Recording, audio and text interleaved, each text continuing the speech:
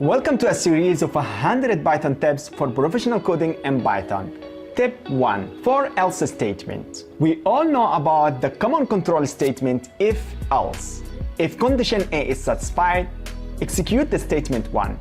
Otherwise, execute statement 2. For example, find out the even and odd number in the list. But here we have for else statement.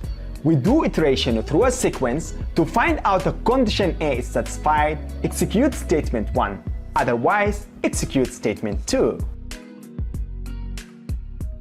Let's see an example. Here we have a grade list with the different subjects' grades of specific students. We do a loop to go through all the items in the list and find out if any grade less than 50. So we print out student not pass. Then execute the break statement to skip else statement execution. If all items in the list are larger than or equal 50, then print out the average of the students by dividing the sum of all items in the list by the number of items in the list. I give you 3 seconds to find out the output of this code.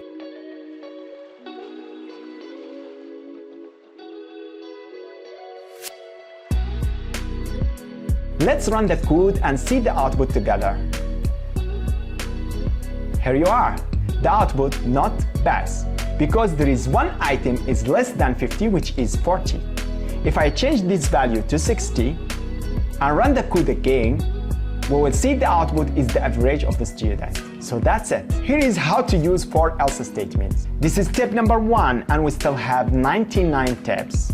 If you like these videos, give it a thumbs up and don't forget to hit that subscribe button down below to receive all our videos as we upload videos all the time. I hope to see you again in tip number 2.